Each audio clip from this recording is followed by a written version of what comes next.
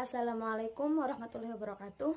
Kali ini kami dari kelompok 7 akan mempresentasikan materi mengenai sosialisasi anak didik dan interaksi edukatif di sekolah. Pada materi ini akan dijelaskan mengenai 3 poin.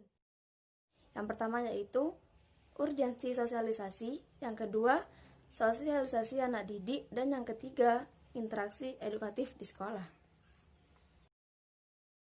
Di sini saya Vina Mufidatul akan menjelaskan mengenai urgensi sosialisasi. Sosialisasi ini merupakan hubungan interaktif di mana seseorang dapat mempelajari kebutuhan sosial dan kultural yang menjadikan sebagai anggota masyarakat. Selain itu, pengertian dari sosialisasi adalah belajar tentang segala sesuatu di dalam kehidupan yang meliputi bahasa, norma, nilai, sistem kemasyarakatan, ilmu pengetahuan, mata pencaharian, kesenian, agama, dan lain sebagainya. Proses sosialisasi pembelajaran yang akan diperoleh oleh setiap anak sejak ia dilahirkan yaitu melalui orang tua, keluarga, teman bermain atau lingkungan, guru, dan masyarakat. Tujuan dari proses sosialisasi ini yaitu supaya seseorang dapat menjalani hidup di tengah masyarakat yang layak. Pentingnya sosialisasi bagi anak harus disadari oleh setiap orang tua, masyarakat, dan pemerintah. Dan untuk kelancaran proses tersebut menjadi kewajiban bagi orang tua, masyarakat, dan pemerintah dalam mengawasi serta menjaganya. Kemudian, proses sosialisasi juga harus sesuai dengan nilai norma sosial dan budaya di masyarakat agar anak tersebut dapat berperilaku dan beradaptasi di masyarakat. Mengapa sosialisasi ini dikatakan penting? Karena sekarang ini masih banyak orang tua, masyarakat, bahkan pemerintah tidak menyadari pentingnya proses sosialisasi yang akan dilalui oleh setiap anak. Terlihat dari kurangnya pengawasan, perhatian, dan arahan dari orang tua kepada anak. Sehingga tidak heran jika banyak individu yang melakukan hal tidak sesuai dengan norma, nilai, dan kebudayaan masyarakat.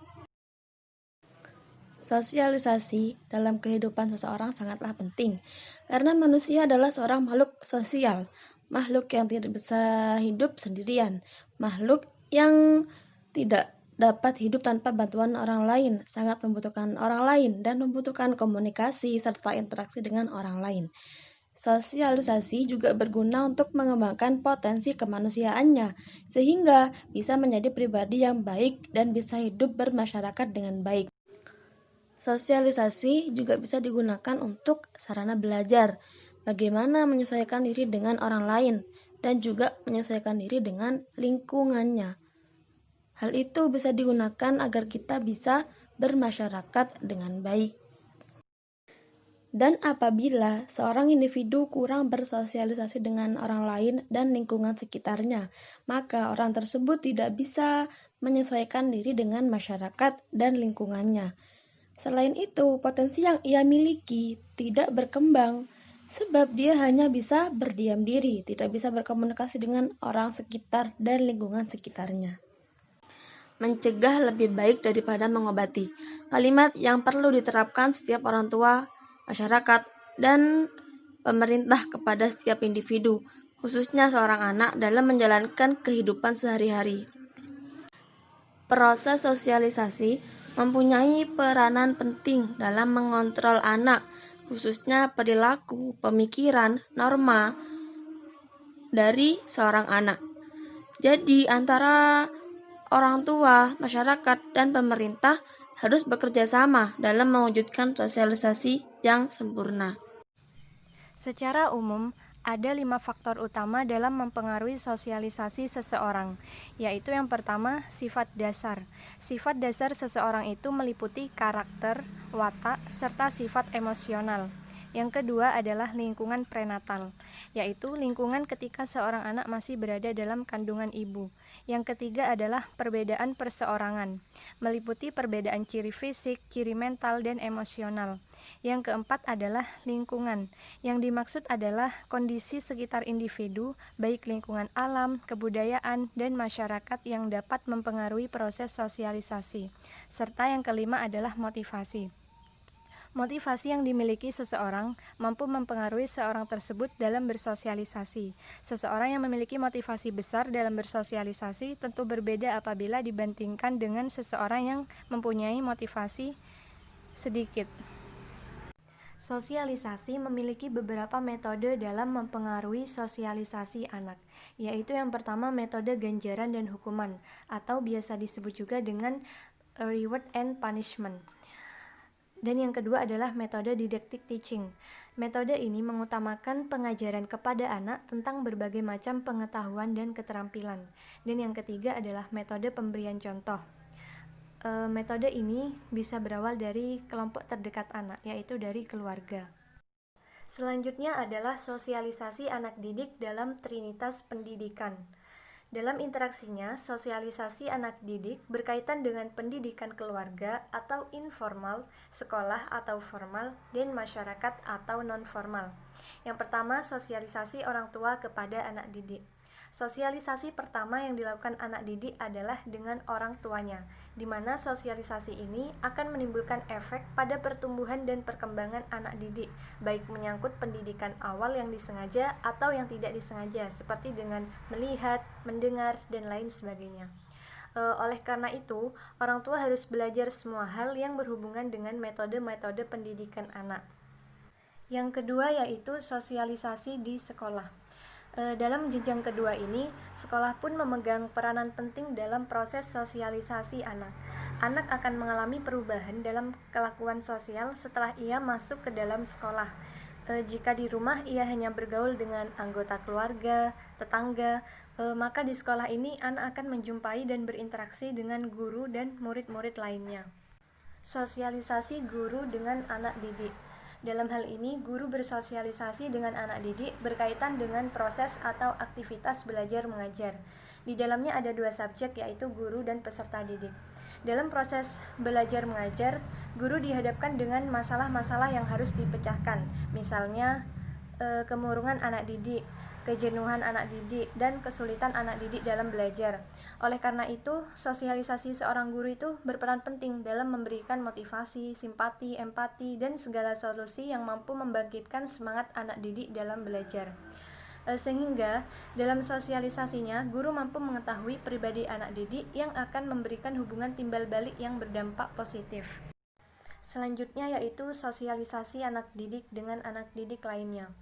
Di sekolah, dalam banyak hal, murid itu harus bersaing dengan murid lainnya, baik di dalam kelas ataupun di luar kelas. Misalnya di dalam kelas, ada seorang anak bertanya tentang masalah pelajaran yang sulit kepada anak yang lebih mengerti. Dan anak itu dapat berdiskusi dan dengan mengeluarkan pendapat, menghargai, menghormati, dan mengevaluasi dari hasil diskusi yang telah didapatkan. Jadi, sekolah itu selain sebagai pendidikan, tempat pendidikan, juga menjadi wahana sosialisasi, sehingga anak didik dapat bersosialisasi dengan pendidik dan anak didik lainnya. Dan yang terakhir yaitu sosialisasi anak didik dengan masyarakat. Lingkungan masyarakat merupakan lingkungan ketiga dalam proses sosialisasi. Lingkungan masyarakat memberikan sumbangan yang berarti dalam diri anak didik, karena tidak semua pengetahuan, sikap, dan keterampilan itu dapat dikembangkan oleh sekolah ataupun keluarga. Jadi, masyarakat itu menjadi wahana sosialisasi sekaligus pendidikan yang berfungsi sebagai pelengkap, pengganti, dan tambahan. Selanjutnya ialah interaksi edukatif di sekolah. Pengertian interaksi edukatif. Interaksi ialah suatu hubungan timbal balik antara individu yang satu dengan individu lain yang terjadi pada lingkungan masyarakat atau selain lingkungan masyarakat. Dengan kata lain, interaksi edukatif guru dengan siswa adalah suatu proses hubungan timbal balik yang sifatnya komunikatif, berlangsung dalam ikatan tujuan pendidikan, dan bersifat edukatif, dilakukan dengan sengaja direncanakan serta memiliki tujuan tertentu. Tujuan interaksi edukatif. Interaksi antara guru dengan siswa dalam proses pembelajaran di kelas merupakan salah satu cara untuk menciptakan suatu kondisi edukatif nyaman, aman, dan tenang menuju efisiensi, efektivitas, dan optimalisasi proses pembelajaran mutlak diperlukan. Selanjutnya, komponen-komponen interaksi edukatif meliputi A. Tujuan. Tercapai tidaknya tujuan pembelajaran dapat diketahui dari penguasaan anak didik terhadap bahan yang telah diberikan selama kegiatan interaksi edukatif berlangsung. B. Kegiatan belajar mengajar. Setiap kegiatan belajar mengajar, bagaimanapun bentuknya, sangat ditentukan oleh baik tidaknya program pengajaran yang telah direncanakan. C. Bahan pengajaran. Bahan pengajaran merupakan materi yang akan disampaikan dalam proses belajar mengajar dan terjalin dalam sebuah interaksi edukatif. D. Sumber pengajaran. Sumber pengajaran tergantung pada kreativitas guru, biaya, waktu, serta kebijakan lainnya seluruhnya. Yang E. Metode. Metode merupakan suatu cara yang digunakan untuk mencapai tujuan yang telah ditetapkan, sehingga dalam setiap kegiatan belajar mengajar, metode sangat diperlukan oleh guru untuk kepentingan pembelajaran. Yang F ialah evaluasi. Evaluasi merupakan kegiatan yang dilakukan oleh guru dengan tujuan supaya mendapatkan data yang dibutuhkan, sejauh mana keberhasilan anak didik dalam belajar dan keberhasilan guru dalam mengajar. Tahap-tahap interaksi edukatif terbagi menjadi 3 tahap.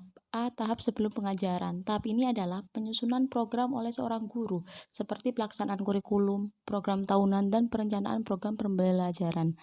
B. Ialah tahap pengajaran. Antara guru dan anak didik di sini akan berinteraksi, begitu juga dengan anak didik dengan sesamanya atau dengan kelompok. Yang C. Ialah tahap setelah pembelajaran. Tahap ini akan dilaksanakan setelah proses tatap muka antara guru dan peserta didik. Peran guru dalam interaksi edukatif. A. Guru sebagai pengajar. Guru memiliki tugas dan tanggung jawab yang utama dalam proses pemberian materi atau pengajaran. B. Guru sebagai pembimbing. Guru memberikan bantuan kepada siswa dalam memecahkan masalah yang dihadapinya. C. Guru sebagai mediator. Guru harus memiliki pengetahuan dan pemahaman yang cukup tentang media pembelajaran, karena media pembelajaran merupakan alat komunikasi untuk lebih mengefektifkan dalam proses belajar mengajar. D. Proses guru sebagai evaluator. Guru menjadi evaluasi keberhasilan belajar mengajar. E. Guru sebagai motivator. Guru sebagai pendorong atau sebagai pemberi dukungan dalam kegiatan belajar siswa. Kedudukan siswa dalam interaksi edukatif. Siswa menjadi faktor penentu dalam interaksi edukatif, sehingga mempengaruhi segala sesuatu yang diperlukan dalam mencapai hasil belajar.